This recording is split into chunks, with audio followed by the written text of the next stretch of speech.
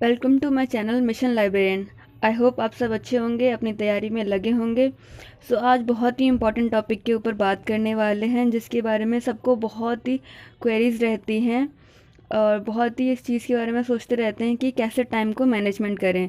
क्योंकि कई बार ऐसा होता है कि बच्चों ने पढ़ तो बहुत कुछ रखा होता है, उन्हें आता भी बहुत कुछ होता है, लेकिन टाइम की कमी की वजह से वो सारे क्वेश्चन अटैम्प्ट नहीं कर पाते हैं और उनका किसी भी कारणवश पेपर छूट जाता है। इसमें सबसे पेपर टाइम से ना होने के पीछे सबसे मेन कारण है टाइम मैनेजमेंट। अगर आप टाइम को सही तरीके से मैनेज नहीं करेंगे तो आपका पेपर रह जाएगा। तो आज हम बात करेंगे कि कैसे टाइम को मैनेज करें सेक्शन वाइज। क्योंकि आपको जिस प्रकार से पता है कि हमारा पेपर 2 भागों में डिवाइड है, general part and post specific subject part. मतलब कि एक लाइब्रेरी साइंस वाला पार्ट है और एक जनरल पार्ट है जिसमें 5 सब्जेक्ट आएंगे। दोनों सेक्शन में कैसे कैसे टाइम को डिवाइड करें कि हमारा पेपर टाइम से पहले हो जाए। Let's start.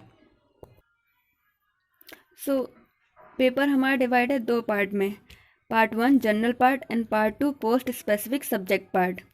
क्वेश्चन को जो पेपर की टाइमिंग है वो है 120 मिनट, मतलब हमें सिर्फ 2 घंटे मिलेंगे पेपर को करने के लिए।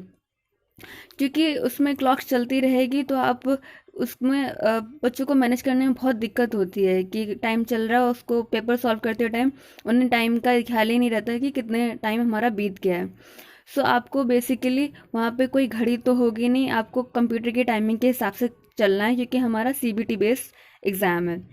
फर्स्ट हम जनरल पार्ट के बारे में बात करते हैं। जनरल पार्ट के अंदर ये 5 सब्जेक्ट आएंगे, general awareness, reasoning, mathematical ability, Hindi and English.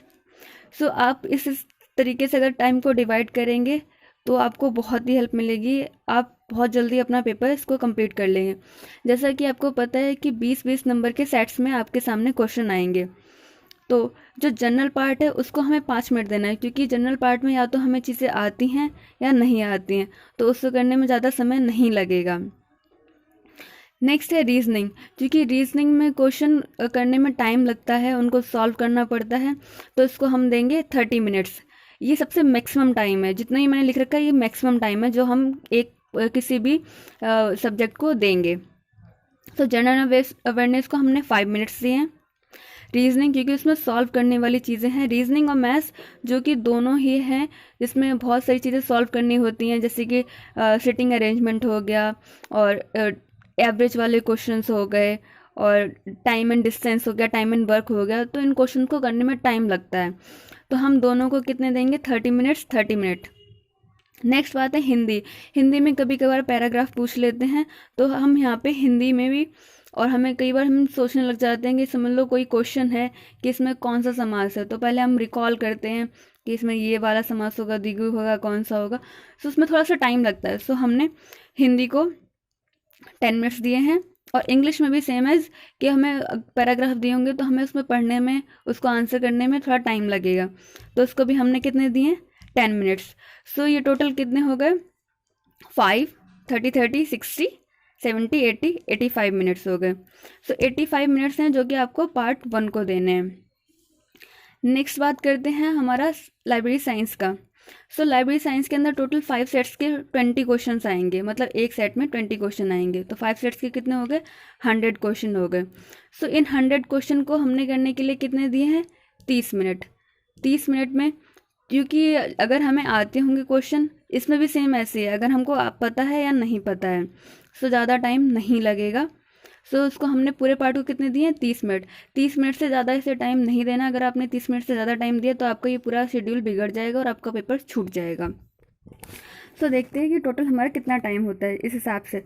हमने यहाँ पे इंक्लूड कर दिया 5, 30, 30, जितने भी हमने सबको टाइम डिवाइड किया है, एंड 30। तो टोटल हमारे कितने होते हैं, 115 मिनट। जबकि हमारा पेपर कितने मिनट का है, 120 मिनट का। मीन्स हमारे पास, अगर हम इस तरीके से करें तब भी हमारे पास 5 मिनट बचते हैं।